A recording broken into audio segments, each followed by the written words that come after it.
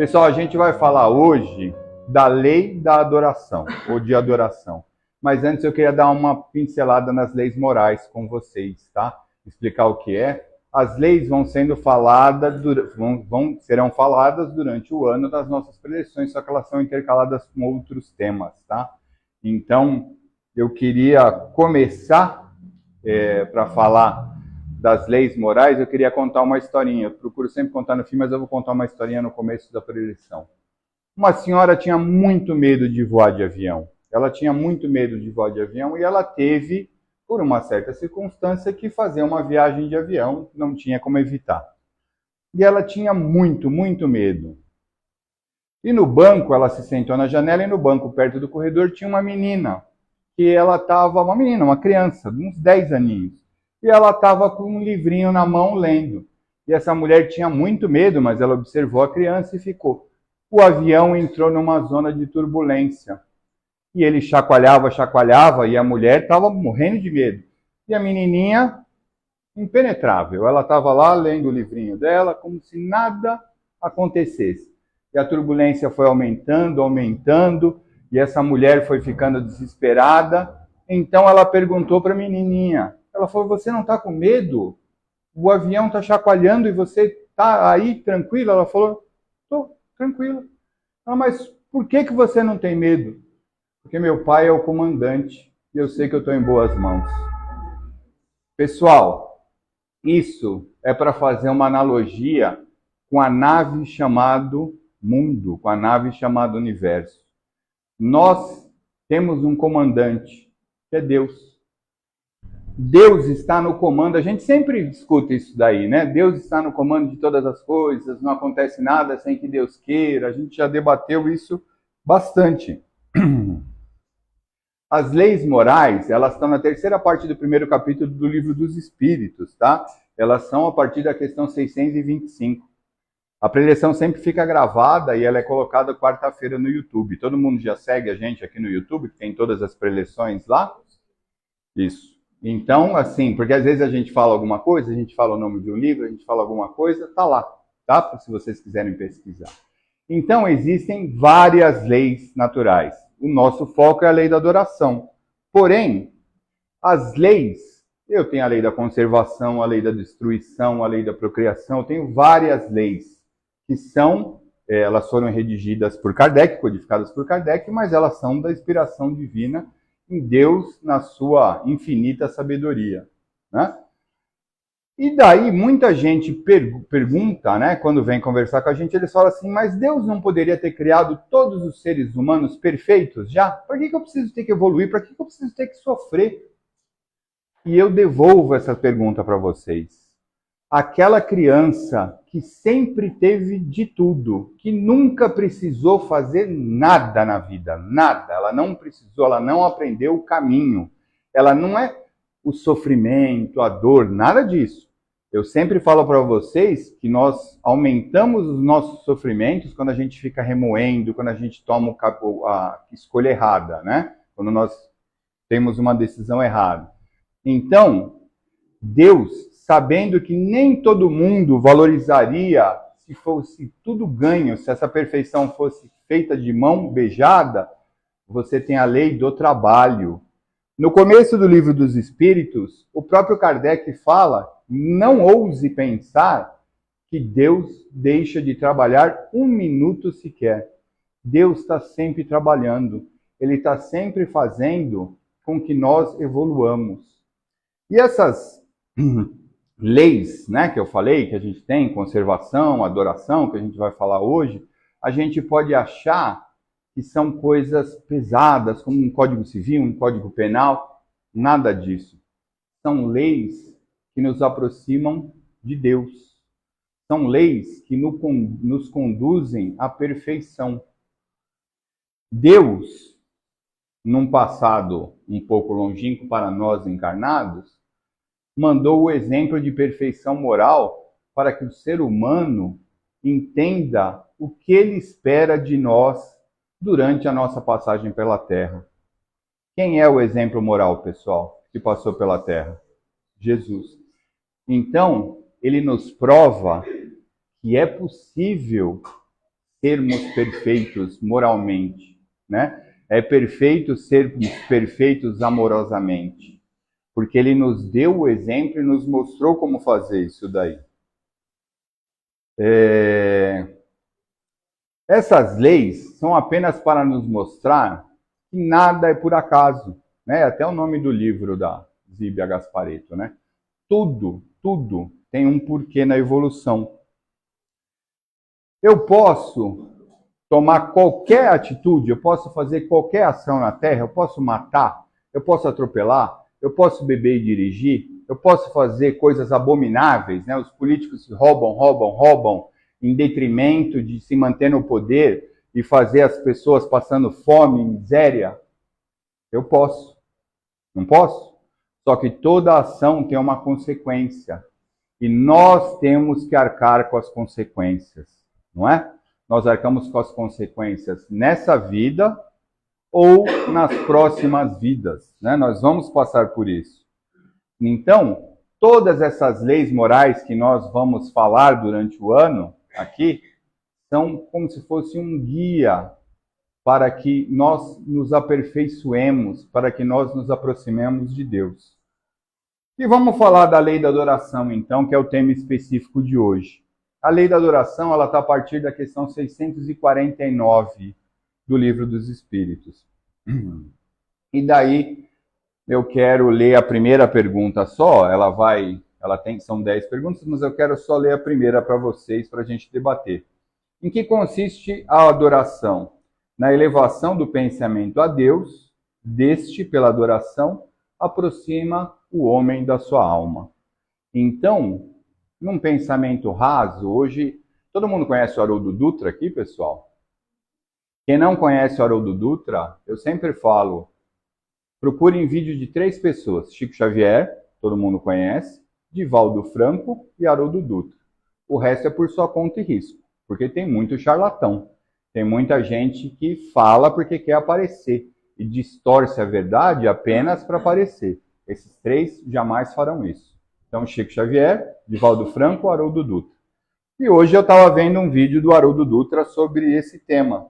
E ele mesmo fala, né? Quando eu falo para vocês, ó, que consiste a adoração, a elevação do pensamento a Deus, deste, pela adoração, aproxima o homem da sua alma.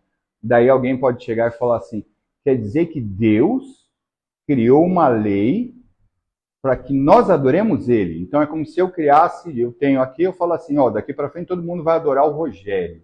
Nada disso, pessoal. Deus jamais faria isso.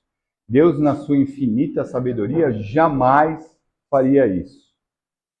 O homem, ele se torna aquilo que ele mais adora. Então, vamos fazer uma analogia crassa do que é isso? O viciado em crack, ele não adora a droga? Ele vai ali, ele vai consumindo a droga, ele vai consumindo a droga, ele vai consumindo a droga. De repente, a fisionomia dele, ela está completamente degenerada, ele está completamente apodrecido. Por quê?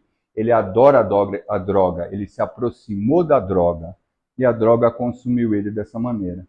Da mesma maneira, pessoal, tudo, né? Então, por exemplo, pensa nas pessoas mais novas, né? Todo mundo aqui tem um filho, um sobrinho, um neto, que o sonho dele é ser youtuber, não sei o quê. Daí ele vê aquele youtuber e ele quer ser como aquele youtuber. Por quê? Porque ele ainda é inocente. Ele acha que aquilo que ele está vendo é legal, é bacana. Ele não tem o conhecimento para discernir o que é bom ou o que é ruim. Então, o que Deus fez nessa lei da adoração? O que ele quer nessa lei da adoração? Ele quer nos provar que se nós nós adoramos a perfeição. O que é a perfeição? Deus. Deus é a perfeição no seu infinito amor e sabedoria. Se nós adoramos a perfeição do infinito amor e da sabedoria, nós vamos nos aproximar de Deus. Tudo que a gente fala aqui nas preleções é mais ou menos como chover no molhado, não é? Vocês sabem aquilo lá, mas quanto a gente coloca em prática isso daí? A gente sempre fala de reforma íntima. Quanto a gente coloca em prática isso? Quanto a gente está nesse caminho de se aproximar de Deus de verdade? Quanto a gente está nesse caminho de seguir o exemplo de Jesus? Eu sempre falo, não estamos... Jesus tinha bilhões de anos, nós temos milhares de anos. Podemos ser como Jesus? Não. Apesar de... Eu separei duas frases aqui, tá? Jesus, quando estava subindo para fazer o Sermão na Montanha, ele falou para os seus discípulos que os discípulos estavam um pouco inseguros, porque tem uma passagem, vocês estão assistindo The Chosen? Já viram The Chosen aqui? The Chosen tem um aplicativo, The Chosen, que são os escolhidos em inglês, de graça, vocês não precisam nem ter Netflix, tá? Tá de graça, vai lá na Google Play, na Apple Store, desce The Chosen, que vai contar a história de como ele selecionou os apóstolos dele e qual foi o propósito, tá? Tá na 4ª temporada. Então, pessoal, ele chegou uma hora que ele mandou eles pregarem a palavra, sem ele. E eles estavam muito inseguros. E Jesus chega para eles e fala, podeis fazer o que faço e muito mais. Vós sois deuses. Por quê? Todo mundo busca a perfeição, o caminho para evoluir. Então, a nossa evolução, se a gente fizer tudo direitinho, um dia nós seremos como ele. Um dia nós seremos como Deus. E numa outra frase, ele ainda fala, aí já no Sermão da Montanha, ele fala que dessa adoração, né? Tiago chega para ele e fala, Jesus, por que você então não me mostra Deus? Por que você só fala e não me mostra? E Jesus respondeu para Tiago, Tiago, tanto tempo que você está comigo e você ainda me pede que eu mostre Deus para você? Olhe para mim. Deus está refletido em mim, nas minhas ações. E ainda fala, brilha a vossa luz diante dos homens, para que eles vejam vossas boas obras e glorifiquem a Deus que está nos céus. Por quê? Quando a gente começa a seguir as leis naturais, a própria lei da adoração, nos aproximando de Jesus, nós nos tornamos instrumentos de Deus, instrumentos de Jesus aqui na Terra. E nosso brilho vai aparecer de uma maneira boa. Não sejamos jamais, de maneira nenhuma, nós podemos deixar a vaidade nos tomar. A gente tem exemplos, se vocês procurarem, por exemplo, do Gasparetto. O Gasparetto era um médium fantástico. Não sei se vocês conhecem o nome, pesquisem. O Gasparetto era um médium fantástico, que ele deixou se levar pela vaidade, pelo dinheiro. E dessa maneira, a sua mediunidade foi tolhida. E no leito ele teve uma morte prematura, e no leito de morte ele mostrou um arrependimento ímpar de ter feito as escolhas erradas. Tá? Então, o que nos sobra hoje aqui, o que eu queria falar para vocês é basicamente isso, vai dar tempo de eu contar outra historinha para vocês. O que nos move aqui hoje é falar sobre isso. As leis divinas ou naturais, que estão na 3ª parte do 1º capítulo dos Livros Espíritos, nos impulsionam, servem como um imã para que nós sejamos perfeitos. Tá? Então, vale a pena dar uma passada. Eu sempre falo que todo mundo deve ler os 4 livros do Kardec, os 4 principais, são mais livros, tá? Mas os livros dos Espíritos é um dos principais para quem acredita na doutrina espírita e quem quer entender um pouquinho mais. Até para vocês terem dúvidas e procurar algum trabalhador daqui da casa para a gente debater. Porque não é que a gente sabe mais, a gente estudou, então a gente tem algumas opiniões, a gente pode trocar algumas ideias com vocês. E aproveitando que eu queria contar uma historinha muito rápido, uma mulher estava com um carro novo e ela estava indo para o interior, para uma cidade pequenininha, porque ela tinha amigos lá, era um encontro que ela ia fazer, e furou um pneu e ela não conseguia trocar o pneu. E nisso se aproximou um rapaz muito mal vestido, porque ele era catador de papelão, ele vendia numa cooperativa de reciclado, e ele era muito humilde de verdade, ele não tinha quase dinheiro para comer. E ele, quando ele viu que ele se aproximou da mulher, que ele viu, era fim de tarde, ele se aproximou da mulher, a mulher ficou assustada, até achou, né? A gente pré-julga as pessoas, né? Então viu como ele estava mal vestido, ele achou que fosse roubar. E ele falou: calma, minha senhora, está muito frio, entra no carro que eu troco o pneu para a senhora. E ele trocou rapidinho o pneu, ele até deu uma raspadinha na mão, estava sangrando, não sei o quê.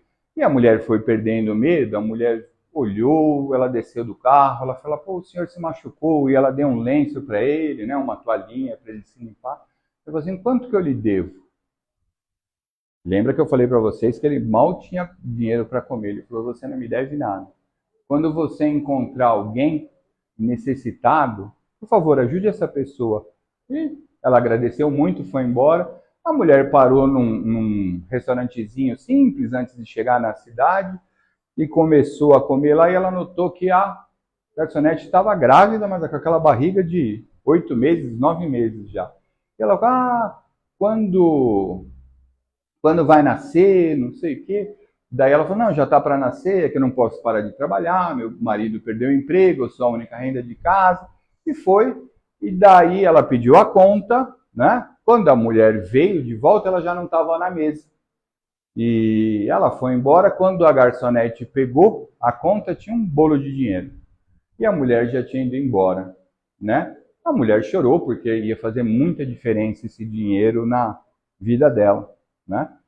E ela, de noite, chegou com bastante dinheiro, explicou para o marido o que tinha acontecido, e ela contou, né, falou, e falou assim: ó, mulher, aconteceu isso, assim, assado, e a mulher deixou o dinheiro.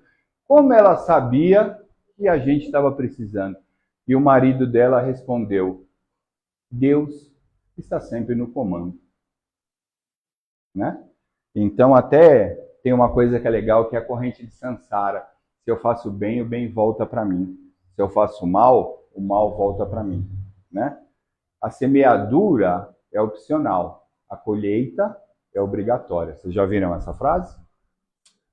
Pessoal, era isso que eu queria falar para vocês na noite de hoje. Eu espero que minhas palavras tenham sido fáceis de entender essa mensagem para vocês, tá? E tentem levar o bem para alguém, tá bom? Ouvindo, falando, vamos sempre tentar levar uma palavra amiga, uma palavra de conforto. Vamos tentar dissipar esse medo que está se instalando nas pessoas e vamos dar oportunidade das pessoas abrirem os seus corações quando precisarem falar conosco, tá bom?